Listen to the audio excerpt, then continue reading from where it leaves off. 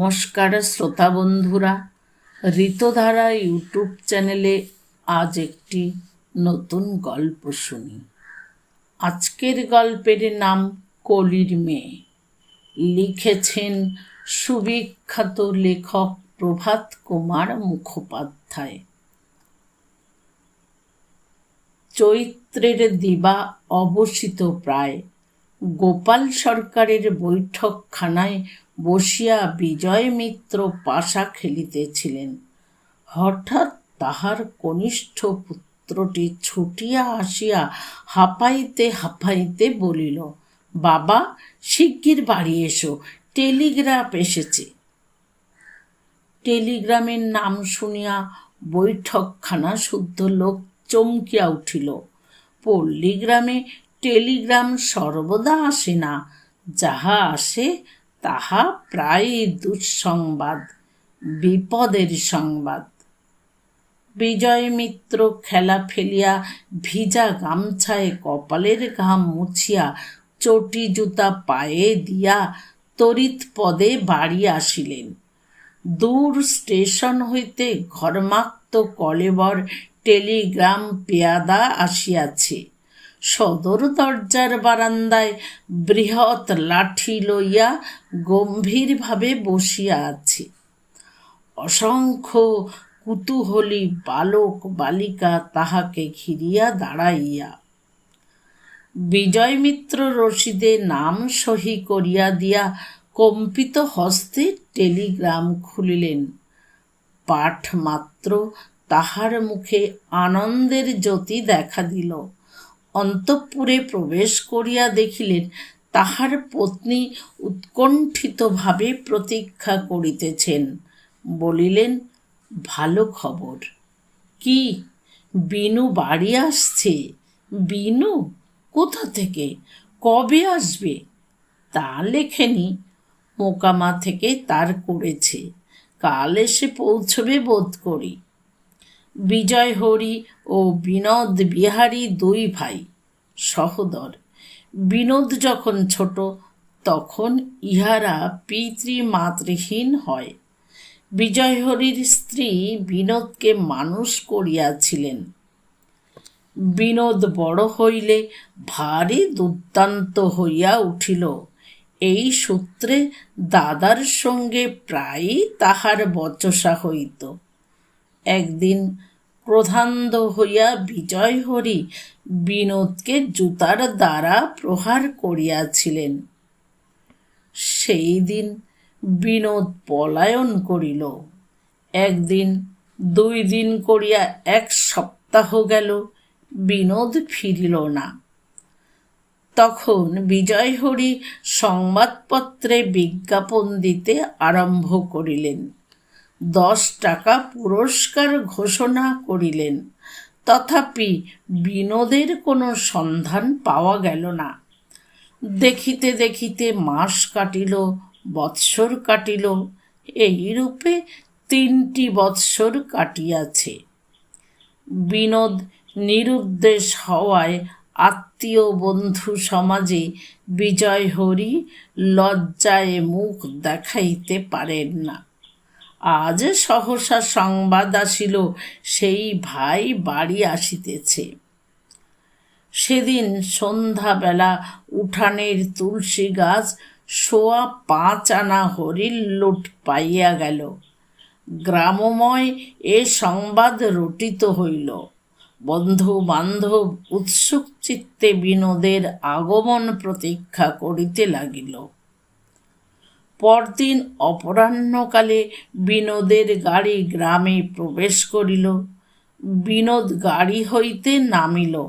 হাতে একটি সবুজ বনাতের ঘেরাটোপযুক্ত ক্যাশ বাক্স।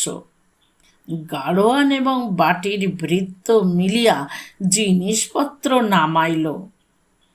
বিনোদ বাটির মধ্যে প্রবেশ করিয়া দাদা ও বৌদিদিকে প্রণাম করিল। ছেলেপিলিকে কোলে করিয়া আদর করিয়া অনর্থ করিল। বৌদিদিকে ঘরের মধ্যে ডাকিয়া ক্যাশ বাক্সটি তাহার হাতে দিয়া চুপি চুপি বলিল, এটি খুব সাবধানে তোমার সিন্ধুকে রেখে দাও বৌদিদি। বৌদিদি দেখিলেন বাক্সটি বিলক্ষণ ভারী। খুশি হইয়া সিন্ধুকে বন্ধ করিতে করিতে বলিলেন, এতদিন কোথা ছিলে ঠাকুরপো?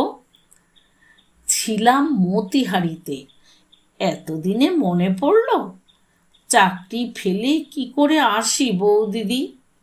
কত টাকা মাইনে হয়েছে? 120 টাকা। বিয়ে করেছ? বিয়ে বিয়ে করে কি হবে? বৌদিদি হাসিয়া কি একটা ঠাট্টা করিতে যাইতেছিলেন, এমন সময় বিজয়বাবু আসিয়া বলিলেন, সারাদিন খাওয়া হয়নি, যাও ঝাঁ করে রান্না চড়িয়ে দাওগে, গল্প পরে করো এখন। জল যোগাদি করিতে সন্ধ্যা হইল। ক্রমে লোকজন আসিয়া বৈঠকখানা ছাইয়া ফেলিল। দুই ভ্রাতা গিয়া সমবেত বন্ধুমণ্ডলীর মধ্যে উপবেশন করিলেন। গুরু সম্পর্কীয়গণকে প্রণাম করিতে করিতে বিনোদের স্কন্ধে বেদনা ধরিয়া গেল। কেহ কেহ বলিল, এতদিন বাড়ি আসবার নাম নেই, আমরা ভাবি হলো কি, ছোকরা গেল কোথায়? ছেলে বাহাদুর বটে, আজকালকার বাজারে 120 টাকার চাকরি বাগানো সাধারণ কথা। গ্রামের অন্যান্য হতভাগ্য যুবক, যাহারা বিএ পাশ করিয়া কলিকাতা কন্ট্রোলের জেনারেলের আপিসে 30 টাকার কেরানিগিরির জন্য উমেদারি করিতেছিল, এমএ পাশ করিয়া যাহারা 50 টাকা বেতনের মাস্টারি জুটাইতে পারিতেছিল না, তাহাদের অনেকেরই কথা উঠিল। বৃদ্ধ চক্রবর্তী মহাশয় বলিলেন, সকলেই অদৃষ্ট করে রে ভাই, ও বিএ পাশ করিলেও হয় না, মহা বিএ পাশ করলেও হয় না। অনেকে বলিল, তা বটেই তো, আর তার আর ভুল কি? নব্যগোছের একজন বলিল, অদৃষ্ট তো বটেই, তার সঙ্গে উদ্যমও চাই। অন্য একজন মন্তব্য করিল, বিনোদ বুদ্ধিমান, আমরা বরাবরই বলে এসেছি। সরকার মহাশয় এ মতের পোষকতা করিয়া বলিলেন, ছেলেবেলায় একটু দুর্দান্ত ছিল, তাও অমন অনেকে থাকে, একটু বয়স হলেই সেরে যায়। তা হোক, চাকরিটি এখন ভালোই ভালোই বজায় থাকুক, ক্রমে বেতন বৃদ্ধি হোক, এই আমাদের আশীর্বাদ। বিজয় ভ্রাতার পানে সন্দেহ দৃষ্টিপাত করিয়া বলিলেন, সেই আশীর্বাদ করুন সরকার মহাশয়। পরদিন প্রভাতে দাদার বালক বালিকাগণকে লইয়া বারান্দায় বসিয়া বিনোদ বলিল, তোদের জন্যে কি নিয়ে এসেছি তা এখনো দেখিসনি বুঝি? কি কাকা, কি এনেছ কাকা? ইত্যাকার প্রশ্নে বিনোদকে তাহারা ছাকিয়া ধরিল। বিনোদ উঠিয়া তরঙ্গ খুলিয়া একটা রবারের বানর, কাহাকেও একটা লাল বল, কাহাকেও একটা মেম পুতুল বিতরণ করিল। তাহা লইয়া বালক বালিকাগণ মহালম্ফঝম্ফ আরম্ভ করিয়া দিল। হাস্যমুখী বৌদিদির পানে চাইয়া বিনোদ বলিল, তোমার জন্য কি এনেছি জিজ্ঞাসা করলে না বৌদিদি? বৌদিদি হাসিয়া বলিলেন, কি এনেছ ভাই? কি বলো দিকিন? কি জানি, কি পেলে খুশি হও? কি পেলে খুশি হই? দাঁড়াও দেখি, বাদর নয়, সে তো ঘরেই রয়েছে। বিনোদ কৃত্রিম কোপ সহকারে বলিল, আমার দাদাকে বাদর বলছো বৌদিদি? বৌদিদি বলিলেন, এই দেখো, কারু নাম করেছি, নিজেরা ধরা দিলে আমি আর কি করব? বিনোদ বলিল, মেম পুতুলও বোধহয় চাও না, সেও তো নিজেই রয়েছ। বৌদিদি বলিলেন, না, মোমের মেম পুতুল চাইনে বটে, একটি সত্যিকার জ্যান্ত মেম পুতুল যদি বিয়ে করে এনে দিতে ভাই, তাহলে খুব খুশি হতাম। যা এনেছি তা দেখলে আরও খুশি হবে। এই জন্যেই তো এতদিন বাড়ি আসিনি, টাকা জমাচ্ছিলাম। আমার ক্যাশ বাক্সটা বের করো দেখিন বৌদিদি। বৌদিদি সিন্দুক খুলিয়া সবুজ বনাত ঢাকা ক্যাশ বাক্সটি বাহির করিলেন। বিনোদ চাবি খুঁজিতে লাগিল। এ পকেট সে পকেট, এ জামা সে জামা, কোথাও চাবি পাওয়া গেল না। শেষে তোরঙ্গ দুইটা খুলিয়া ওলট পালট করিল, কোথাও চাবি নাই। মুখখানি বিষণ্ণ করিয়া বলিলেন, চাবি হারিয়েছ তার আর ভাবনা কি ঠাকুরপো? মাল তো আর হারাওনি, বাক্স তো ঘরেই আছে, চাবি হবে এখন, না হয় বাক্স ভাঙতে হবে, এর বেশি আর কি হবে। বিনোদ একটু বিষাদের হাসি হাসিয়া বলিল, আমার যে হাত খরচের টাকা অবধি বাইরে নেই বৌদিদি।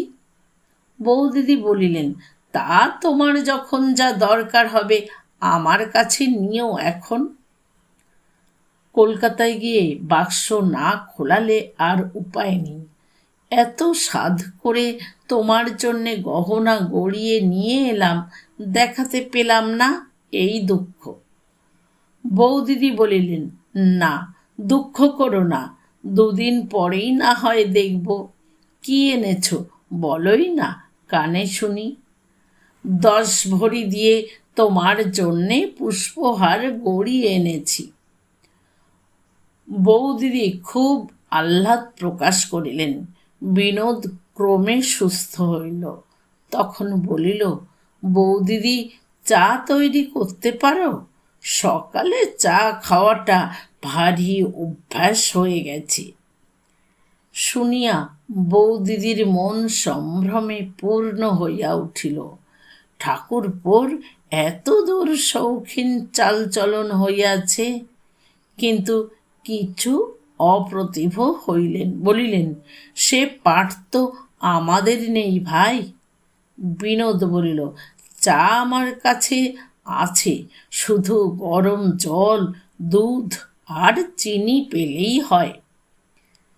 এই কথা শ্রবণ মাত্র বালক বালিকাগণ, ও কাকা আমি চা খাবো, ও কাকা আমায় চা দিও বলিয়া নৃত্য করিতে আরম্ভ করিল। উপযুক্ত পাত্রাভাবে একটা ঘটি করিয়া চায়ের জল গরম হইয়া আসিল। তাহারই মধ্যে এক মুঠো চা ফেলিয়া মুখে পাথর বাটি চাপা দেয়া হইল।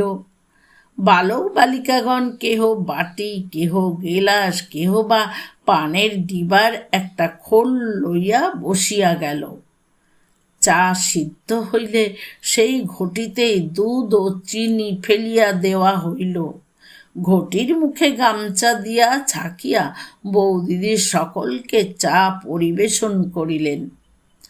তা বালক বালিকাগণের উদরস্থ যত হোক না হোক, ঘরের মেঝেতে ঢেউ খেলিয়া গেল। নিকটস্থ গ্রামের জমিদার অতুল ঘোষ মহাশয়ের এক 14 বর্ষীয়া অবিবাহিতা কন্যা আছে। স্বজাতীয়, সদ্বংশজাত, কৃতি, অবিবাহিত একটি নব্য যুবক বিনোদবিহারী গ্রামে উপস্থিত। অতঃপর ঘটনার স্রোত কোন দিকে প্রবাহিত হওয়ার সম্ভাবনা? সেই দিন অপরাহ্নেই ঘোষজা মহাশয় বিজয় মিত্রের নিকট লোক পাঠাইয়া প্রস্তাব করিলেন। মিত্র বলিয়া পাঠাইলেন, তা যদি হয় তার বড় সুখ কি? বাড়িতে জিজ্ঞাসা করি বিনোদ কি বলে দেখি। বাড়িতে বলিলেন, মেয়েটি চোখে দেখা, কিছু নিন্দের নয়। দেওয়া থোয়া সম্বন্ধে যদি কৃপণতা না করে, আমাদের মান রাখে, তাহলে আর বাধা কি? এই বৈশাখ মাসেই হয়ে যাক। মেয়ে পূর্বে 1000বার দেখা থাকিলেও বিবাহের সম্বন্ধ হইলে একবার ঘটা করিয়া মেয়ে দেখিতে যাইতে হয়। সুতরাং শুভক্ষণে বন্ধু বান্ধব লইয়া বিজয় মিত্র মেয়ে দেখিতে গেলেন। ঘোষজা মহাশয় অনেক বিনয় প্রকাশ করিয়া সকলকে অভ্যর্থনা করিলেন, কিন্তু টাকার বেলায় 1000-এর বেশি আর উঠিতে চাহিলেন না। বরপক্ষীরা এ প্রকার অযৌক্তিকতায় হাস্য সংবরণ করিতে পারিল না। বলিল, এন্ট্রান্স পাশ করা ছেলে এলে পড়ছে, তারই তো 1000 টাকা বাধা, তার কি ক্ষমতা বলুন? যদি চাকরির চেষ্টা করে তো 15 টাকা মাইনে জুটলে খুব সৌভাগ্য। কন্যাপক্ষীয়গণ বলিল, আহা, সে যে আলাদা কথা, সে যে পড়ছে, জলের মাছ কত বড় হবে তার তো ঠিকানা নেই। চাই কি একদিন সে হাইকোর্টের জজও হতে পারে। আর যে কর্মে ঢুকেছে তার উন্নতি অনেকটা সীমাবদ্ধ হয়ে পড়েছে কিনা এটা তো স্বীকার করেন। ইত্যাদি প্রকার বাদ প্রতিবাদের পরে ঘোষজা মহাশয় 2000-এ উঠিলেন। ইহারা বলিলেন, 1000 নগদ, 1000 গহনা, দান সামগ্রী ও অন্যান্য বাবদ 1000, এই 3000 নইলে আমরা পেরে উঠব না। ঘোষজা মহাশয় বলিলেন, পরে বিবেচনা করিয়া যেরূপ হয় বলিয়া পাঠাইবেন। উত্তম কথা বলিয়া বরপক্ষীয়গণ শেষবার ধূমপান করিয়া বাড়ি ফিরিয়া আসিলেন। পরদিন সংবাদ আসিল, অনেক কষ্টে মারিয়া কাটিয়া ঘোষজা মহাশয় 2500 পর্যন্ত উঠিবেন। ইহাতে যদি হয় উত্তম, নচেত অগত্যা তাহাকে ক্ষান্ত হইতে হইবে। বিজয় মিত্র বলিয়া পাঠাইলেন, টাকা অতি তুচ্ছ পদার্থ, কুটুম্ব সুখী বেশি প্রার্থনীয়। ঘোষজা মহাশয়ের সহিত কুটুম্বিতার লোভে তিনি 2500-এই সম্মত। এখন দিন স্থির হইতে পারে। বিনোদকে রাজি করিতে কোনো কষ্ট হইল না, কিন্তু 1000 টাকার গহনা শুনিয়া সে ভারী খুঁতখুত করিতে লাগিল। 1000 টাকার কি গহনা হবে বৌদিদি? এই তোমার জন্যে পুষ্পহার গড়ালাম, 275 টাকা, 13.25 আনা লাগলো। 1000 টাকায় কখানা গহনা হবে? বৌদিদি বলিলেন, 1000 টাকায় কি আর গা সাজানো গহনা হয় ভাই? নইলে নয়, খানকতক তাই হবে। তারপরে বেচে বর্তে থাকো, রোজগার করো, কত গহনা দেবে দিও না। বিনোদ কিয়ৎক্ষণ ভাবিল, বলিল, দেখো বৌদিদি, এক কাজ করলে হয় না? ওদের বলো যেন গহনা না দিয়ে গহনার ওই 1000 টাকা নগদে দেয়, ওতে আর 1000 আমরা মিলিয়ে 2000 টাকার পছন্দ মতো গহনা তৈরি করাই। কলকাতায় তো যেতেই হবে বাক্সটা খোলাবার জন্যে। বৌদিদি কিয়ৎক্ষণ কপালে হাত দিয়া ভাবিয়া বলিলেন, এ পরামর্শ মন্দ নয়। তাই বলা যাক, মেয়ে ফিরিয়ে পাঠাবার সময় আমরা গা সাজিয়ে ফিরে পাঠাবো। কলকাতায় গিয়ে গহনা গড়িয়ে আনতে কতদিন লাগবে বলো দিকিন বৌদিদি? কতদিন আর? নেবুতলায় কমলা দিদির বাড়ি যাবে, বাড়িতে স্যাকরা ডাকিয়ে বসে থেকে 7 দিনে গহনা তৈরি করিয়ে নেব। ওরা তো যখন গহনা গড়ায় ওই রকম করেই গড়ায়। বিনোদ বলিল, ঘোষেরা রাজি হবে তো? বৌদিদি বলিলেন, রাজি হবে না তো কি? বৌদিদি গিয়া স্বামীর সহিত এ বিষয়ে কথা কহিলেন। বিজয় মিত্র বলিলেন, রাজি না হবার তো কোনো কারণ দেখিনে, কিন্তু সব দেখিয়া শুনিয়া তামাক খাইতে খাইতে বৃদ্ধ ভাবিলেন, ভায়ার আমার বড় চাকরি হয়েছে কিনা, মেজাজটা ভারী বেড়ে গেছে। অতুল ঘোষ রাজি হইলেন। একেবারে স্বর্ণ শূন্য করিয়া মেয়েকে বিবাহের আসরে নামাইতেও পারিলেন না। অত্যাবশ্যক 2-4খানা গহনা দিতেই হইল, অথচ 1000 টাকাও দিতে হইল। শেষে সেই 3000এই দাঁড়াইল। সমারোহ করিয়া বিবাহ সম্পন্ন হইয়া গেল। কন্যার নাম শরৎ কুমারী। বিনোদের বৌদিদি নববধূর মাতাকে বলিলেন, গহনা গড়াইতে একটু সময় লাগিবে, সুতরাং বধূকে 2 সপ্তাহের কম ফিরিয়া দিতে পারিবেন না।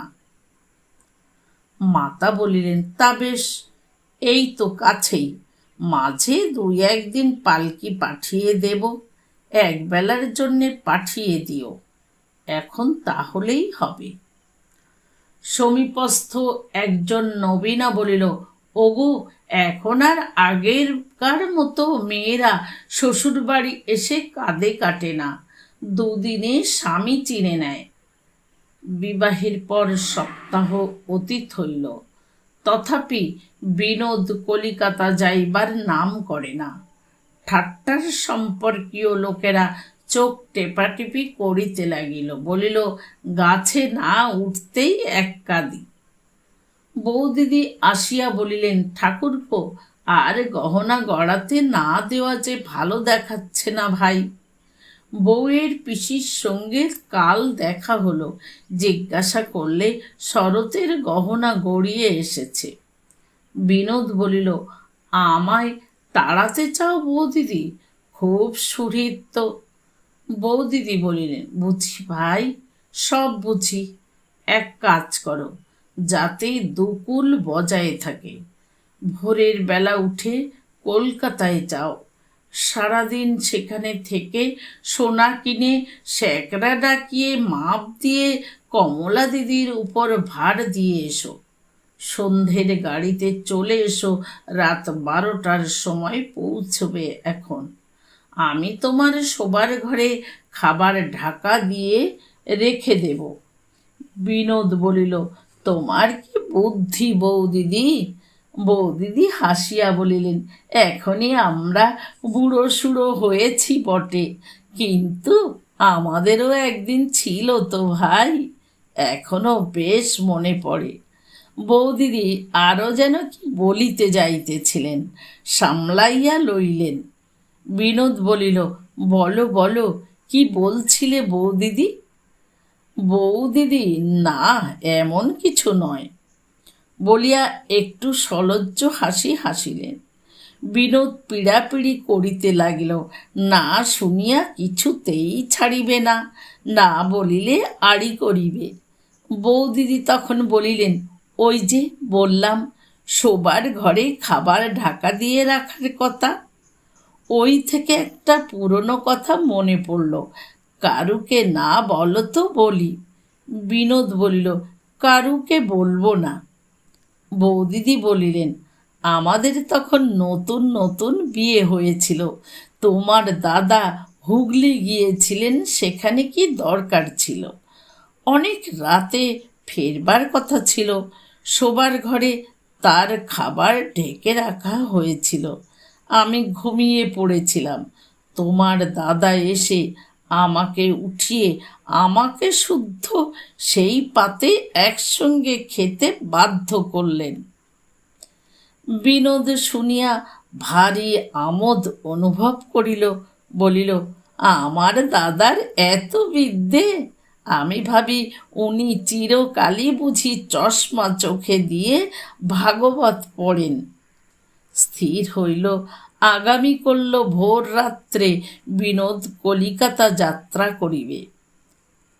দেখিতে দেখিতে সন্ধ্যা হইল, আহারাদি হইল, শয়নের সময় উপস্থিত হইল। খোলা জানালার কাছে পালঙ্ক টানিয়া নববধূর সহিত বিনোদ শয়ন করিল। বাহিরে বাগান দিব্য জ্যোৎস্না উঠিয়াছে, মিষ্ট বাতাস বহিতেছে। বিনোদ অন্য দিনের অপেক্ষা আজ নীরব। শরৎকুমারী বলিল, কি ভাবছ? বিনোদ বলিল, অনেক দুঃখের কথা। কি দুঃখ শুনিবার জন্য এই 14 বর্ষীয়া বালিকা ব্যাকুল হইয়া উঠিল। বিনোদ বলিল, আমি যদি বলি তাহলে তুমি আর আমাকে ভক্তি করবে না। শরৎ বলিল, স্বামীকে নাকি আবার কেউ কখনো ভক্তি না করে? বিনোদ বধূর মুখের পানে চাহিয়া রহিল। 2-4 গুচ্ছ স্খলিত কুন্তল তাহার ললাটে লুটাইতেছিল। তাহার চক্ষু দিয়া সরলতা উছলিয়া পড়িতেছিল। বিনোদ বলিল, আমি মহাপাষণ্ড, আমি তোমাদের সবাইকে ঠকিয়েছি। বালিকা নীরবে বিনোদের পানে চাহিয়া রহিল। বিনোদ বলিতে লাগিল, আমি মতিহারিতে চাকরিও করিনি, আমার 120 টাকা মাইনেও নয়।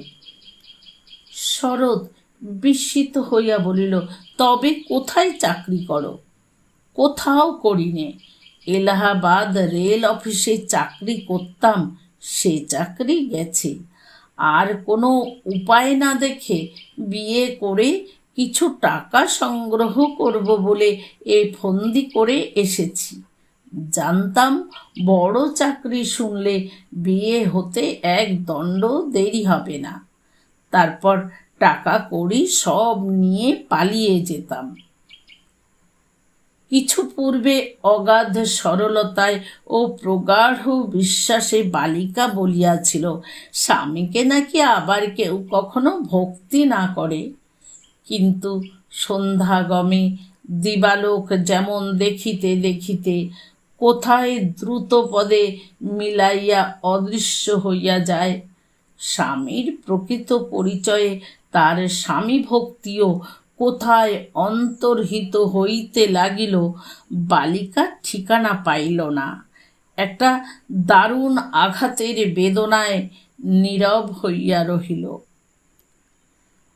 বিনোদ বধূর স্কন্ধে হাত দিয়া আবার বলিল, বিয়ের আগে যখন বলেছিলাম কলকাতায় গিয়ে গহনা গড়াতে দেব, তখন এই মতলবেই বলেছিলাম।